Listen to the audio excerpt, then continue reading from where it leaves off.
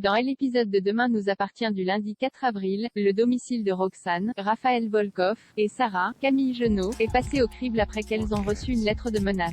Damien, Adrien Robe, a trouvé des traces d'amidon sur les balles et le mot, comme celle des vêtements de Chloé, Ingrid Chauvin, après son agression mais aucune trace des ADN. Avec ces nouveaux éléments, Charlie, Clémence Lassalas, est donc disculpé et relâché de sa garde à vue. En se concentrant sur l'agression de Chloé, Karim, Samy Garbi, peut éliminer 2 suspects, Bar, Hector Langevin, qui était derrière les barreaux et Gabriel, Martin Mille.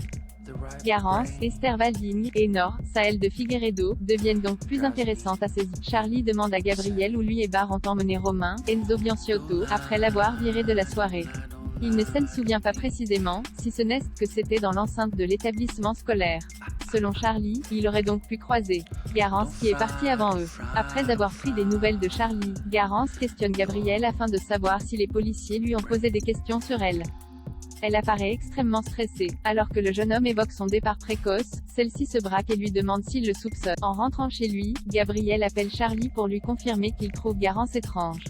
Mais au moment de raccrocher, Gabriel est agressé en bas de son immeuble et en plein jour. Une personne vêtue de noir est arrivée derrière lui et l'a endormi avec du chloroforme. Le surveillant du lycée reprend connaissance, bâillonné et ligoté, dans un coffre de voiture. Victor se joue de Christelle au petit matin, alors que Stanislas, Sylvain Laurent, se rhabille. Raphaël, Jennifer Loret, s'étonne de le voir partir si tôt alors qu'il lui avait assuré qu'il pourrait prendre le temps ce matin, mais il a reçu un appel urgent et doit absolument aller au travail. Dans la journée, l'avocate envoie donc un message à son chéri pour savoir quand ils se reverront. Sauf que celui-ci la laisse en vue. Il n'en fallait pas davantage pour que Raphaël elle pense qu'elle ne le verra jamais. Chloé lui suggère tout de même de faire preuve de patience. Il va lui répondre, elle en est convaincue. De retour chez elle, Raphaël se désespère de n'avoir toujours pas de nouvelles de Stanislas. Camille, Elisa et Zédine tentent donc de lui remonter le moral, avant d'éteindre le téléphone de sa mère pour qu'elle pense à autre chose. Ce dernier a essayé d'appeler Raphaël, en vain. Il décide donc de passer chez elle par peur qu'elle lui en veuille de ne pas avoir répondu à ses messages. Stanislas propose donc celle qu'il a renversée de passer la soirée ensemble, ce qu'elle accepte. À l'hôpital, Victor, Farouk Bermouga, fait tout pour passer pour un bon samaritain auprès de Christelle, Ariane Séguillon.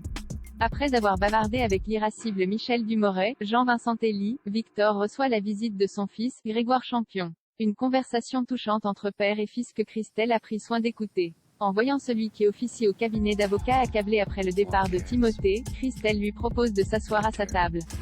Celui-ci lui fait croire qu'il culpabilise de ne pas pouvoir offrir une belle vie à son fils, avant de lui confier qu'il se sent extrêmement seul depuis son déclassement social. Il reconnaît avoir été vénal et souhaite se racheter. De quoi toucher Christelle. Mais après son travail, Victor retrouve Timothée pour aller dîner chez lui et lui révèle qu'une personne très riche s'apprête à investir sur lui. Il lui promet qu'ils vont renouer avec leur vie d'avant. L'Odine